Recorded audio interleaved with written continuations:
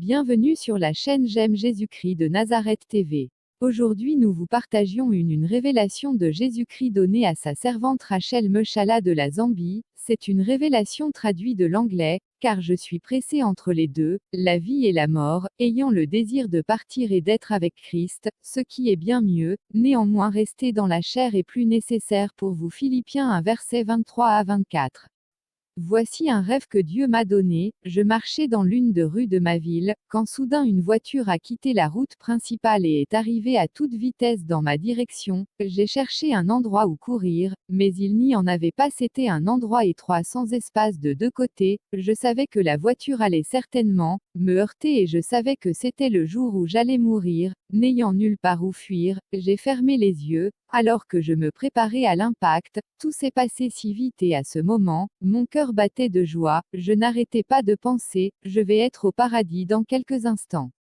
La voiture était si proche de moi et il n'y avait aucun moyen qu'elle puisse passer sans me heurter, et il semblait que le conducteur avait perdu le contrôle, mais à ma grande surprise, je n'ai ressenti aucun impact et quand j'ai ouvert les yeux, il n'y avait pas de voiture devant moi. Je me suis retourné, et je l'ai vu maintenant dans mon dos et il a continué à accélérer. Il m'avait miraculeusement traversé, sans me toucher. Quand j'ai réalisé que Dieu m'avait protégé, dans le rêve, pendant un moment, mon cœur a coulé de déception de ne pas mourir, parce que j'avais été si sûr que j'allais mourir et que je serais au paradis en quelques secondes. Le rêve s'est terminé, et quand je me suis réveillé, j'étais encore un peu déçu, parce que j'avais vraiment voulu mourir, pour pouvoir être au paradis et être avec Jésus. Jésus a dit que ceux qui croient en lui ne mourront jamais, parce qu'ils sont déjà passés de la mort à la vie. Bien qu'il meure dans ce corps physique, il se débarrasse simplement de ce corps mortel et revêt un corps éternel glorieux. Les enfants de Dieu n'ont rien à craindre de la mort, ils peuvent attendre leur mort avec impatience, car maintenant ils seront face à face avec Jésus et partageront toute sa gloire. Les injustes ont cependant toutes les raisons de craindre la mort car leur vie après la terre fera ressembler la terre à un paradis. Toutes les choses que nous tenons pour acquises ici sur Terre, comme la sensation d'une brise fraîche, les beaux rayons du soleil, la capacité de dormir quand vous vous sentez fatigué, la capacité de boire de l'eau et de manger quand vous avez faim, toutes ces choses feront ressembler la Terre à un paradis comparé à l'enfer. Le Seigneur dit qu'il n'y a plus de paix pour les méchants. L'enfer n'est pas une blague. Quiconque va en enfer pensera que la vie sur terre malgré toutes ses souffrances et ses luttes était le paradis. En enfer vous ne pouvez jamais vous reposer même si vous êtes épuisé.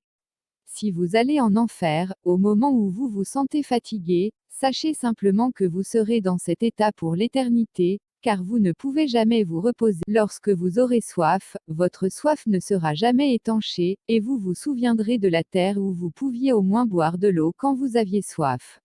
Mais Jésus a quelque chose de mieux que la terre pour vous. Vous n'avez pas à voir la terre comme un paradis, car malgré toutes les belles choses que Dieu a mises sur terre, il s'est beaucoup mieux préparé pour vous au ciel. Si vous allez au ciel, toutes les joies de la terre ne ressembleront à rien comparé au pur bonheur qui vous attend au ciel. La Bible dit qu'aucun œil n'a jamais vu ni entendu ce que Dieu en a réservé pour ses enfants. La souffrance de cette terre sera oubliée au moment où vous vous tiendrez à l'entrée du ciel et que la porte vous sera ouverte. Jésus nous a donné le choix. Les gens en enfer maudissent Dieu, mais Dieu leur avait donné le choix entre la vie et la mort, et ils pensaient que la mort était plus attrayante parce qu'elle promettait une qualification instantanée ici sur terre. Mais en réalité, ces plaisirs du monde étaient la mort portant un masque. Jésus vous appelle à passer de la mort à la vie en ce moment. Il a payé le prix de la mort pour vos péchés, afin que vous n'ayez pas à le payer.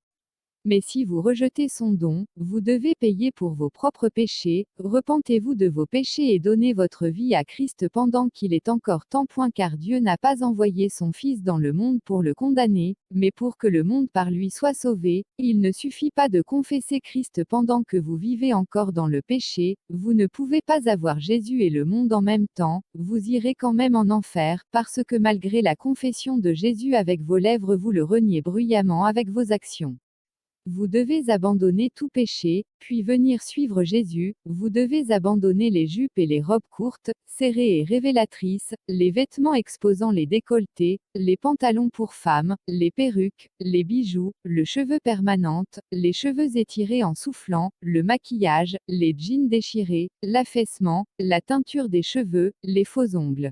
Et tout ce type de pansement qui a tourmenté ce monde parce que vous êtes appelés à être séparés, une lumière dans le ténèbre est une ville sur une colline qui ne peut être cachée, tout cela sont des œuvres de la chair et si vous commencez à passer plus de temps avec Jésus, il vous dira qu'il ne lui plaise pas et qu'il vous amène seulement en enfer. Enlevons tout poids qui nous ralentit afin que lorsque l'éternité nous appelle, nous avançons vers le but avec jubilation, sachant que nous avons vraiment accepté le Christ et notre vie en témoigne. Le sang de Jésus ne peut pas nous couvrir tant que nous nous accrochons au péché, la repentance est obligatoire, repentez-vous de l'amertume et pardonnez à tout le monde même si vous sentez que l'autre personne était en faute et pas vous, est-ce que cette personne vaut la peine de manquer le paradis? Repentez-vous de l'idolâtrie, des célébrités, et la dépendance à l'Internet, et même idolâtrer le pasteur parce que le Seigneur veut être votre seul Dieu. Repentez-vous des commérages, de calomnies et de mensonges. Repentez-vous de convoiter les hommes ou les femmes, parce que c'est la même chose que l'adultère et la fornication. Repentez-vous d'avoir convoité les photos d'hommes et des femmes sur les réseaux sociaux, repentez-vous d'avoir flirté avec des gens qui ne sont pas votre mari ou votre femme au nom de la plaisanterie, car cela déplaît à Dieu et équivaut au péché de la fornication et d'adultère. Repentez-vous d'avoir regardé de la pornographie, que vous soyez marié ou non, car cela déplaît beaucoup à notre Père et vous amène en enfer. Repentez-vous de la masturbation et venez à Dieu, car il peut briser ce joug. Repentez-vous d'avoir volé les dîmes de Dieu parce que vous entravez son œuvre, ce n'est pas votre argent, c'est le sien. Repentez-vous d'avoir téléchargé des photos sur Facebook afin de vous montrer, ne tombez pas dans le piège de Satan pour vous piéger avec le péché d'orgueil et de vanité, ne pensez pas que Dieu prendra à la légère, que ce n'était que la fierté de Facebook. Nous serons tenus responsables même pour les choses que nous faisons sur Facebook. Retirez ces images et abandonnez votre vie à Jésus. Repentez-vous d'avoir participé à des blagues impures ou d'avoir partagé des blagues impures sur les réseaux sociaux. Les blagues sur la façon dont un homme trompait sa femme ne sont pas drôles, mais elles ne font que vous conduire en enfer. Repentez-vous de regarder les films laïques car ils sont destinés à vous faire regarder de la pornographie sans que vous ne vous en rendiez compte et à promouvoir un langage grossier, la fornication, l'adultère, l'alcool, l'habillement indécent et une vie impie. Repentez-vous d'avoir regardé ou écouté de la musique profane parce qu'elle est destinée à vous faire voir le péché comme normal et à promouvoir une vie athée de liste, de fornication, d'adultère, d'ivresse et de toutes les abominations qui sont un culte du Dieu de ce monde, Satan.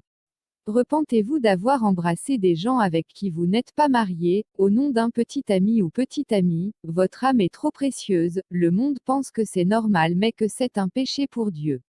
Repentez-vous de conversations coquettes avec des personnes avec qui vous n'êtes pas marié, cela vous mène en enfer. Repentez-vous de tout péché et venez à Jésus car il vous pardonnera abondamment et ne se souviendra plus de votre péché.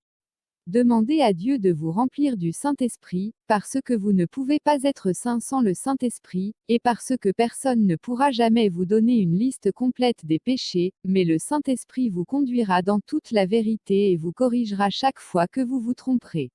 Le Saint-Esprit vous aidera aussi à vaincre.